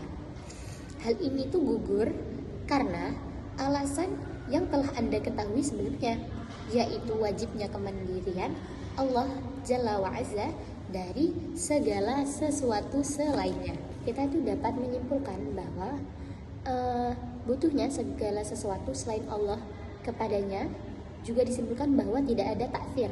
Artinya taksir itu pengaruh. Contohnya, kalau orang-orang paham Qadariyah itu memiliki pemahaman bahwa segala sesuatu yang dia kerjakan itu pasti menimbulkan hasil sesuai usahanya gitu. Jadi dia itu punya namanya free will kalau nggak salah. Namanya itu kebebasan untuk berkehendak. Jadi paham Qadariyah itu menyimpulkan bahwa kalau kita, contohnya kalau kita sakit, kita minum obat, kita periksa ke dokter, kita itu bakal sembuh. Nah, kalau dalam kamusnya Allah, itu kan kalau secara akal itu hal-hal yang mungkin atau hal-hal yang memungkinkan. Nah, tapi Allah itu tidak butuh terhadap hal-hal yang mungkin. Jadi terserah Allah mau melakukan atau tidak. Nah, karena kita udah konteksnya dalam tersebut udah berobat, terus minum obat, kita tuh pasti sembuh. Itu menurut paham Qadariyah. Padahal hal itu tuh tidak mungkin selalu benar, karena Allah itu kan punya takdirnya masing-masing. Jadi kalau Allah itu berkehendak dia untuk sembuh, ya dia sembuh. Tapi kalau Allah berkehendak dia tidak sembuh, dia bakal tidak sembuh. Karena walaupun dia itu berobat kemana-mana, kalau Allah tidak menakdirkan dia untuk sehat, dia itu tidak akan sehat. Nah, hal itu tuh menandakan bahwa hal-hal yang mungkin itu Allah itu tidak bakal terpengaruh. Jadi meskipun sesuatu yang menurutnya manusia itu logis, atau seharusnya Allah nyembuhin aku dong karena aku udah berobat, itu kan merupakan perantara. Nah, itu tuh haknya Allah, itu tidak bakal terpengaruh meskipun kamu berucap seperti itu, atau karena kamu sebel ya gak dikasih sembuh akhirnya kamu murtad. Nah, hal itu tuh tidak terpengaruh kepada Allah, hal itu tidak ngefek, karena ya terserah kamu kalau kamu mau murtad atau tidak mau menyembah Allah lagi, itu hakmu. Karena sewajarnya, sejatinya yang butuh kepada Allah itu kita, makhluk selain Allah. Yang butuh kepada Allah itu, dan Allah itu tidak bakal butuh kepada makhluknya. Faqad bana, maka sungguhnya membangun, li tadam munul qauli, untuk pengungkapan atas ucapan la ilaha illallah, li aksami salasati, untuk beberapa bagian as-salasat yang 3, allati tajibu, yang wajib, ala mukallafin, atas setiap orang mukallaf, ma'rifatuha, apa mengetahuinya fi haqqi maulana di dalam hak-haknya pemimpin kita jalla wa azza, yakni Allah yang maha agung lagi maha mulia. Wahiyah, dan adapun dia ialah sesuatu yajibu yang mewajibkan fi haqqihi di dalam haknya Allah Ta'ala. Wa ma yastahilu, dan sesuatu itu bersifat mustahil. Wa ma yajuzu, dan sifat itu bersifat boleh. Maksudnya, bila demikian maka telah jelas bagi Anda pencakupan ucapan la ilaha illallah pada 3 bagian akidah yang wajib diketahui oleh mukallaf. Mukallaf itu orang yang bisa membedakan perbuatan yang baik dan benar, yang bisa membedakan perbuatan yang baik dan benar, dan bisa menerapkan hal tersebut. Terkait Allah Jalla wa Azza, yaitu sifat yang wajib, yang mustahil, dan yang jaiz bagi Allah Ta'ala. Jadi dari dari penjelasan tersebut kita tuh sudah mengetahui ya, dalam cakupan makna la ilaha illallah kita itu dapat mengetahui sifat-sifat wajib bagi Allah, sifat-sifat yang mustahil bagi Allah, dan sifat-sifat yang jaiz bagi Allah. Wa amma qauluna, dan adapun dalam ucapan kita Muhammadur Rasulullah, yakni kata Muhammadur Rasulullah, bahwa bersaksi bahwa Nabi Muhammad itu adalah utusan Allah.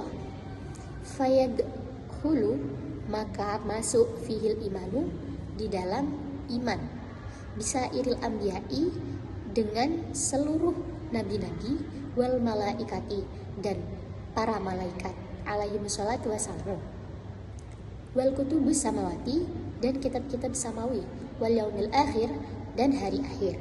Li'annahu, karena sesungguhnya alaihi, atasnya, ja'a bitasdiki jami'i dzalika kullihi, yakni datang dengan ucapan-ucapan jujur seluruhnya, dengan ucapan-ucapan jujur dengan itu seluruhnya. Nah, maksudnya adapun ucapanku Muhammadur Rasulullah, maka iman dengan nabi-nabi selainnya dan malaikat, kitab-kitab samawi, dan hari akhir masuk padanya. Sebab Nabi Muhammad itu membenarkan semuanya. Jadi pada kali ini tuh maksudnya makna Muhammadur Rasulullah itu mencakup iman, yang dimana iman itu mempercayai Allah, percayai Rasul, mempercayai malaikatnya, kitab-kitabnya, hari akhir, dan qada dan qadar. Nah, karena makna Rasul ini mencakup iman, jadi itu sudah dapat dikatakan bahwa pengakuan ucapan Nabi Muhammad adalah utusan Allah itu dibenarkan. Bayukhadu, dan diambil minhu darinya, wujubus sidqi, apa wajibnya memiliki sifat jujur. Ar-rasuli, sifat jujurnya Rasul, alaihi wassalatu wassalam. Wastihalatu, dan mustahil Rasul itu memiliki al-kadhbi, yakni sifat kizib, berdusta, alaihim, atasnya. Wa illa, dan kecuali, lam yakunu, tidak ada bagi mereka rusulan. Apa itu rusul? Umana'a limaulana, terhadap mencegahnya terhadap pemimpin-pemimpin kita, al-alimi, yang mengetahui bil khafiyati, dengan samar, jalla wa azza, yakni Allah yang maha agung lagi maha luhur. Wastihalatu, dan mustahil fi'lil manhiyati, perbuatan-perbuatan yang mustahil atau perbuatan-perbuatan yang manhiyah, yang dilarang, kulliha, atasnya. Li'annahum, karena sesungguhnya alaihimus salatu wassalamu, ursilu, diturunkan, liyu'allimu, untuk mengetahui an-nasa, terhadap manusia, biaqwalihim, dengan ucapan-ucapannya, wa af'alihim, dan perbuatan-perbuatannya, wa sukutihim, dan diamnya. Fal yalzamu alla yakunu, maka wajib, pasti, alla yakunu, hendak tidak ada, fi jami'iha, di dalam keseluruhannya, mukhalifatal li amri, apa khalif untuk perintah Maulana terhadap pemimpin-pemimpin kita Jalla wa Azza, yakni Allah yang Maha Agung lagi Maha Luhur.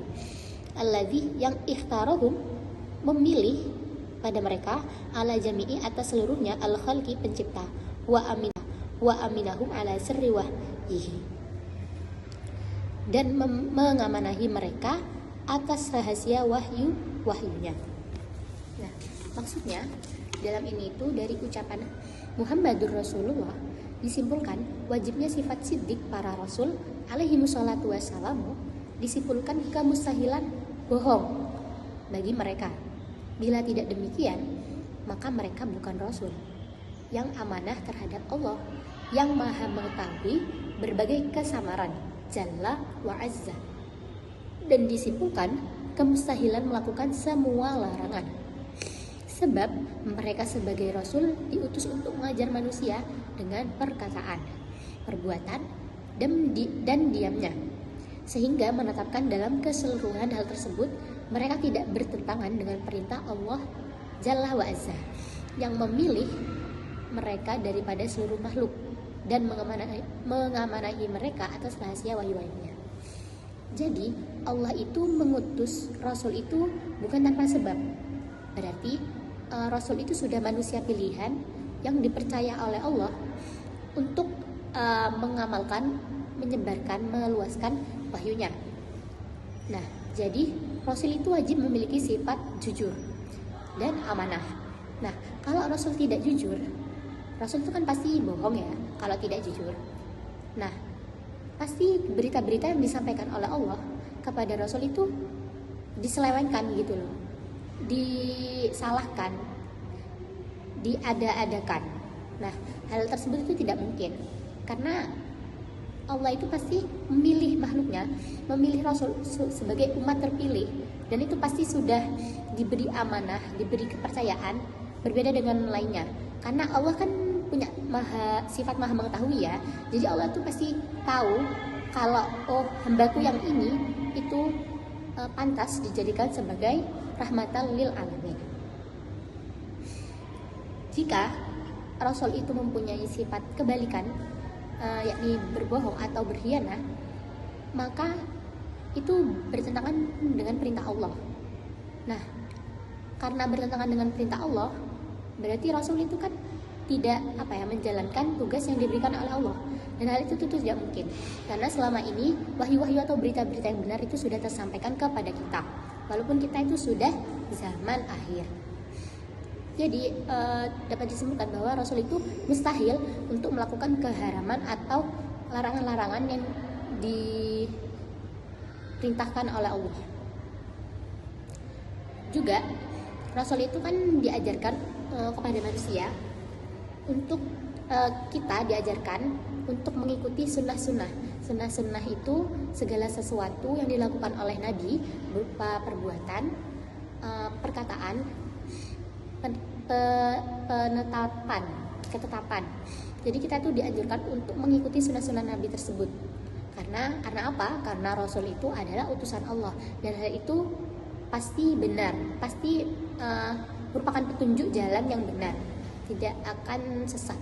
Qadu minhu aidon, dan diambil darinya aidon juga jawazul a'radi, apa bolehnya sifat-sifat manusia, a'radil basyariyati, apa sifat-sifat manusia, alaihi mulati, atasnya, yang la tuaddi, tidak berkurangnya, ila naksin, atas kekurangan-kekurangan, fi maratibihimul aliyah, dalam martabat luhurnya mereka, alaihimus salatu wassalamu.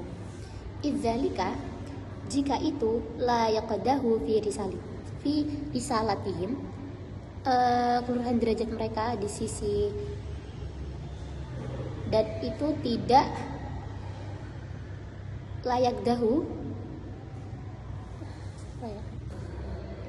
idzalika, dan hal itu layak dahu, tidak mencederai fi risalatihim, dalam kerasulan wa uluwi manzilatihim, dan keluhuran derajat mereka. indallahi di sisi Allah Ta'ala. Baldaka akan tetapi itu mimma yazidu termasuk hal yang menambah fiha di dalamnya. Faqadit tadaha jadi sungguh ittadaha itu jelas la kata demunu yakni tadamunul kalimati yakni dua kalimat syahadat, tadamunul kalimati syahadati yakni dua kalimat syahadat, ma'akillati dengan hurufnya yang sedikit, ma'akillati hurufiha dengan hurufnya yang sedikit, li jami'ima terhadap semuanya yakni apa-apa. Yajibu yang wajib ala mukallafi atas setiap mukallaf ma'rifatuhu apa mengetahuinya min aqaidil imani dari aqaid keimanan fi haqqihi di dalam haknya ta'ala Allah Ta'ala wa fi haqqi rasulihi dan di dalam haknya Rasul alaihi wassalatu wassalamu. Dari ucapan Muhammadur Rasulullah disimpulkan pula bolehnya al-a'radu al-basyariyah sifat manusiawi bagi para rasul alaihi wassalatu wassalamu yang tidak mengantarkan pada berkurangnya martabat luhur mereka, sebab hal itu tidak mencederai kerasulan dan keluhuran derajat mereka di sisi Allah Ta'ala. Bahkan termasuk hal yang menambah derajat martabat mereka jelas bagi Anda dua kalimat syahadat dengan hurufnya yang sedikit mencakup keseluruhan akidah keimanan terkait Allah dan para rasulnya alaihi wassalatu wassalamu yang wajib diketahui oleh setiap orang mukallaf. Dapat disimpulkan juga bahwa ucapan kata Muhammadur Rasulullah dengan hurufnya yang sedikit itu mempunyai makna yang sangat luas. Nah, makna itu sudah mencakup makna keimanan. Dan dibolehkannya Rasulullah itu mempunyai sifat-sifat al-a'radul basyariyah, yakni sifat-sifat yang umumnya dimiliki oleh manusia, yakni sakit. Nah, sakit itu kan bukan merupakan kegiatan atau sesuatu yang sifatnya itu haram atau makruh. Sakit itu kan merupakan hal wajar yang pastinya manusia itu mengalami hal tersebut. Nah, sakit itu tidak mengurangi kemuliaan, keluhuran derajat Rasul. Jadi sifat-sifat manusia yang seperti sakit dan seumpamanya yang tidak menyeleweng dari perintah Allah itu dibolehkan ada pada Rasulullah. Wala'allah dan terjadinya likhtisoriha ringkasannya ma'ashtimali beserta istimal ala ma dzakarnahu atas sesuatu yang sudah disebutkan oleh saya tadi. Ja'alaha syar'u maka menjadikannya syariat terjematan terhadap petunjuk alama fil qalbi atas sesuatu di dalam hati minal islami dari Islam walam yakbal dan tidak diterima min ahadil imani dari salah satu iman illa biha kecuali dengannya. Mungkin karena ringkasnya kalimat dan cakupannya terhadap berbagai akidah yang saya jelaskan, Nabi sebagai penyampai syariat menjadikannya sebagai petunjuk keislaman yang ada di hati seseorang dan tidak menerima pengakuan keimanan dari siapapun kecuali dengannya. Nah, jadi kita kan kalau umat Islam kita sudah mengucapkan dua kalimat syahadat diucapkan dan di dalam hati dengan meyakini khusyuk, arti bahwa dua kalimat syahadat tersebut kita itu sudah dikatakan Islam. Nah, jadi khusyuk, arti bahwa dua kalimat syahadat tersebut kita itu sudah dikatakan Islam. Nah, jadi kalimat untuk mengantarkan kita menjadi orang Islam itu sangat simpel, tapi maknanya itu sangat luas. Nah, jadi dan Rasul itu tidak menerima pengakuan keimanan dari siapapun kecuali dengannya. Nah, jadi maksudnya itu kalau mau masuk Islam dia harus mengucapkan dua kalimat syahadat. Kalau selain mengucapkan dua kalimat syahadat tersebut tidak dikatakan Islam. Fa'alal aqili dan atas orang yang berakal ayyukthira, hendak memperbanyak min zikriha, dari zikir-zikir la ilaha illallah Muhammadur Rasulullah, mustahdiron, dengan menghadirkan limah tawat alaihi min aqaidil iman, yang dicakupnya atasnya dari aqaid iman, hatta tamtazija, sehingga kalimat tersebut ma'a maknaha, beserta maknanya, bilahmihi, dengan daging, wadamihi, dan darah. Fa'innahu, maka sesungguhnya yara, melihatlah baginya, minal asrori, dari berbagai rahasia-rahasia, wa ajaibi, dan keajaiban-keajaiban, insyaallah ta'ala, yang tidak terbatas, insyaallah ta'ala. Ma la yadkhulu tahta hasrin, apa yang tidak masuk di bawah hasrin, perubahan. Wabillahi taufiku, dan dengan taufik Allah, la rabba ghairahu, bukan Tuhan selainnya, wala ma'buda siwahu, dan bukan menyembah kepada selainnya. Nah, maksudnya, jadi hendaknya orang berakal memperbanyak zikir la ilaha illallah Muhammadur Rasulullah, dengan menghadirkan akidah keimanan yang dicakupnya, sehingga kalimat tersebut dan maknanya itu mendarah daging padanya.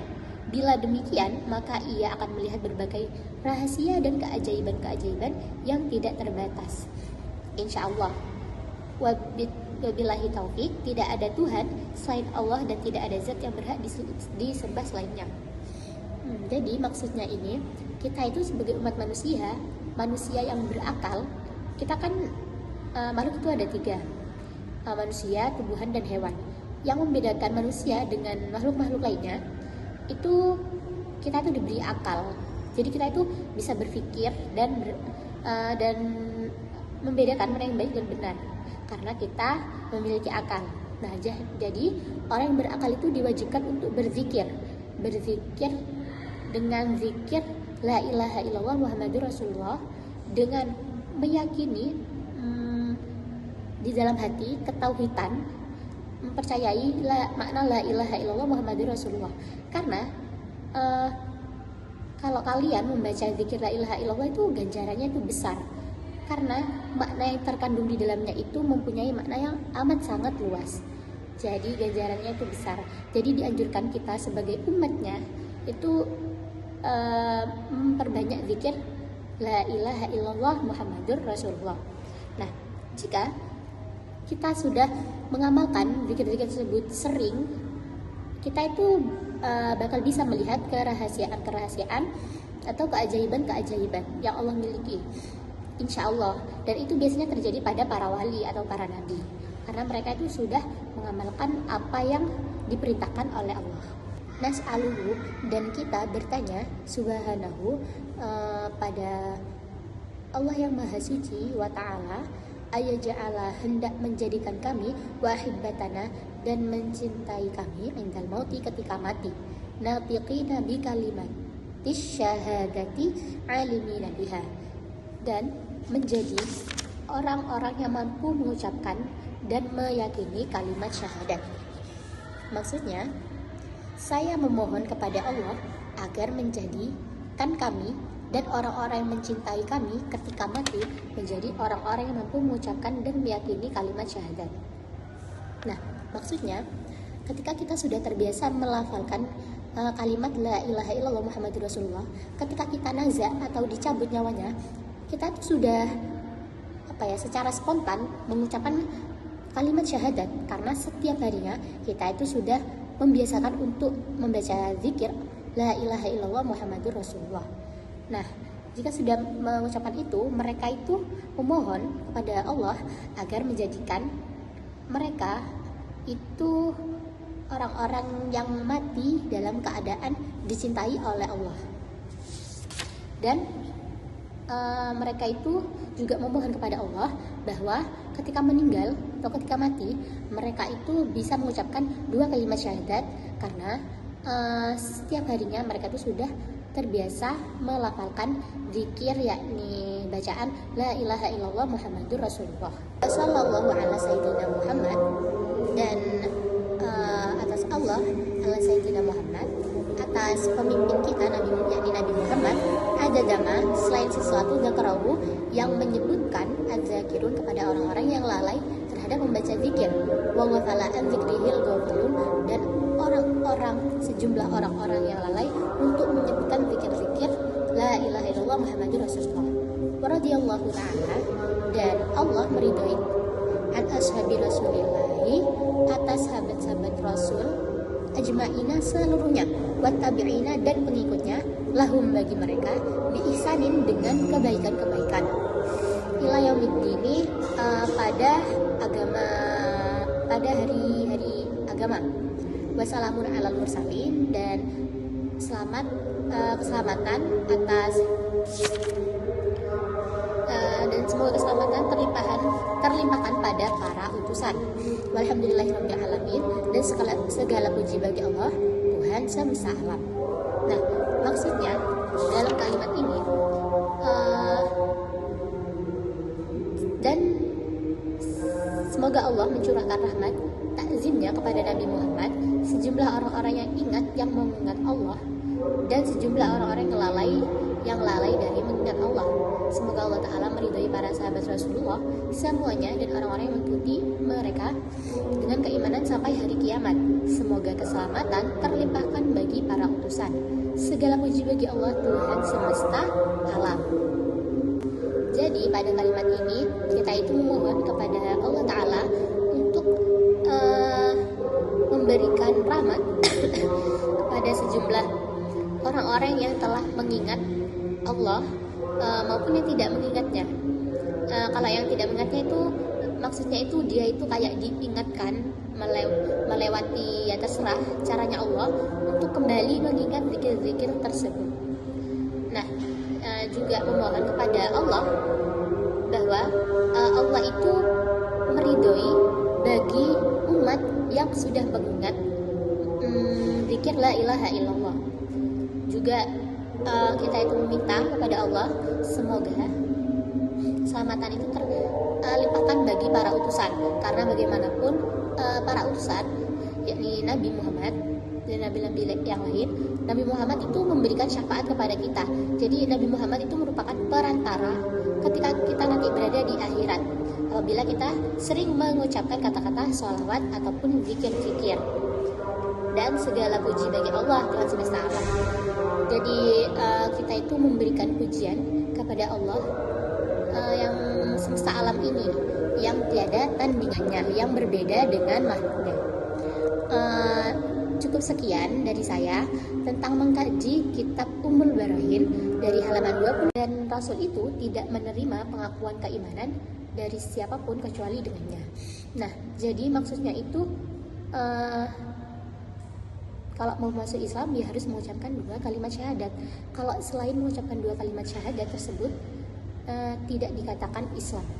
Fa'alal aqili, dan atas orang yang berakal, ayyukthira, hendak memperbanyak min zikriha, dari zikir-zikir la ilaha illallah Muhammadur Rasulullah, mustahdiron, dengan menghadirkan 5 tawat alaihi min aqaidil iman, yang dicakupnya atasnya dari aqaid iman, hatta tamtazija, sehingga kalimat tersebut ma'a maknaha, beserta maknanya, bilahmihi, dengan daging, wadamihi, dan darah. Fa'innahu, maka sesungguhnya yara, melihatlah baginya, minal asrori, dari berbagai rahasia-rahasia, wa ajaibi, dan keajaiban-keajaiban, insyaallah ta'ala, yang tidak terbatas, insyaallah ta'ala. Ma la yadkhulu tahta hasrin, apa yang tidak masuk di bawah hasrin, perubahan. Wabillahi taufiku, dan dengan taufik Allah, la rabba ghairahu, bukan Tuhan selainnya, wala ma'buda siwahu, dan bukan menyembah kepada selainnya. Maksudnya, jadi hendaknya orang berakal memperbanyak zikir la ilaha illallah Muhammadur Rasulullah dengan menghadirkan akidah keimanan yang dicakupnya sehingga kalimat tersebut dan maknanya itu mendarah daging padanya. Bila demikian, maka ia akan melihat berbagai rahasia dan keajaiban-keajaiban yang tidak terbatas. Insya Allah. Wabillahi taufik, tidak ada Tuhan selain Allah dan tidak ada zat yang berhak disembah selainnya. Jadi maksudnya ini, kita itu sebagai umat manusia yang berakal, kita kan makhluk itu ada 3, manusia, tumbuhan, dan hewan. Yang membedakan manusia dengan makhluk-makhluk lainnya itu kita itu diberi akal. Jadi kita itu bisa berpikir dan membedakan mana yang baik dan benar karena kita memiliki akal. Nah, jadi orang yang berakal itu diwajibkan untuk berzikir dengan zikir la ilaha illallah Muhammadur Rasulullah, dengan meyakini di dalam hati ketauhidan, mempercayai makna la ilaha illallah Muhammadur Rasulullah. Karena kalau kalian membaca zikir la ilaha illallah itu ganjarannya itu besar, karena makna yang terkandung di dalamnya itu mempunyai makna yang amat sangat luas. Jadi ganjarannya itu besar. Jadi dianjurkan kita sebagai umatnya itu memperbanyak zikir la ilaha illallah Muhammadur Rasulullah. Nah, jika kita sudah mengamalkan zikir-zikir tersebut sering, kita itu bakal bisa melihat kerahasiaan atau keajaiban-keajaiban yang Allah miliki, insya Allah. Dan itu biasanya terjadi pada para wali atau para nabi, karena mereka itu sudah mengamalkan apa yang diperintahkan oleh Allah. Nas'aluhu, dan kita bertanya subhanahu pada Allah yang maha suci wa ta'ala, ayaja'ala, hendak menjadikan kami wahibbatana, dan mencintai kami indal mauti, ketika mati, nafiqina bi kalimatis syahadati alimina biha, dan menjadi orang-orang yang mampu mengucapkan dan meyakini kalimat syahadat. Maksudnya, saya memohon kepada Allah agar menjadikan kami dan orang-orang yang mencintai kami ketika mati menjadi orang-orang yang mampu mengucapkan dan meyakini kalimat syahadat. Nah, maksudnya ketika kita sudah terbiasa melafalkan kalimat la ilaha illallah Muhammadur Rasulullah, ketika kita nazak atau dicabut nyawanya, kita tuh sudah secara spontan mengucapkan kalimat syahadat, karena setiap harinya kita itu sudah membiasakan untuk membaca zikir la ilaha illallah Muhammadur Rasulullah. Nah, jika sudah mengucapkan itu, mereka itu memohon kepada Allah agar menjadikan mereka itu orang-orang yang mati dalam keadaan dicintai oleh Allah. Dan mereka itu juga memohon kepada Allah bahwa ketika meninggal atau ketika mati, mereka itu bisa mengucapkan 2 kalimat syahadat, karena setiap harinya mereka itu sudah terbiasa melafalkan zikir, yakni bacaan la ilaha illallah Muhammadur Rasulullah. Sallallahu ala sayyidina Muhammad, dan atas Allah ala sayyidina Muhammad, atas pemimpin kita Nabi Muhammad, ada dama, selain sesuatu dzakarahu, yang menyebutkan adzakirun kepada orang-orang yang lalai terhadap membaca zikir, wa ghafala an dzikrihil ghafilun, dan sejumlah orang-orang yang lalai untuk menyebutkan zikir-zikir la ilaha illallah Muhammadur Rasulullah. Wa radhiyallahu ta'ala, dan Allah meridhai an ashabi Rasulillahi, atas sahabat-sahabat Rasul, ajma'ina, seluruhnya, wa tabi'ina, dan pengikutnya, lahum, bagi mereka, bi ihsanin, dengan kebaikan-kebaikan, ila yaumiddini, pada hari-hari agama, wassalamun alal mursalin, dan keselamatan atas dan semoga keselamatan terlimpahkan pada para utusan. Walhamdulillahirabbil alamin, dan segala puji bagi Allah, Tuhan semesta alam. Nah, maksudnya dalam kalimat ini dan semoga Allah mencurahkan rahmat takzimnya kepada Nabi Muhammad, sejumlah orang-orang yang ingat, yang mengingat Allah dan sejumlah orang-orang yang lalai dari mengingat Allah. Semoga Allah Ta'ala meridhai para sahabat Rasulullah semuanya dan orang-orang yang mengikuti mereka dengan keimanan sampai hari kiamat. Semoga keselamatan terlimpahkan bagi para utusan. Segala puji bagi Allah, Tuhan semesta alam. Jadi pada kalimat ini kita itu memohon kepada Allah Ta'ala untuk memberikan rahmat kepada sejumlah orang-orang yang telah mengingat Allah maupun yang tidak mengingatnya. Kalau yang tidak mengingatnya itu maksudnya itu dia itu kayak diingatkan melewati ya terserah caranya Allah untuk kembali mengingat zikir-zikir tersebut.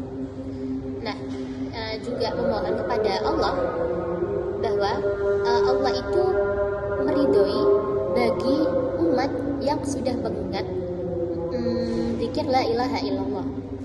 Juga kita itu meminta kepada Allah semoga keselamatan itu terlimpahkan bagi para utusan, karena bagaimanapun para utusan yakni Nabi Muhammad dan nabi-nabi yang lain, Nabi Muhammad itu memberikan syafaat kepada kita. Jadi Nabi Muhammad itu merupakan perantara ketika kita nanti berada di akhirat apabila kita sering mengucapkan kata-kata sholawat ataupun zikir-zikir. Dan segala puji bagi Allah, Tuhan semesta alam.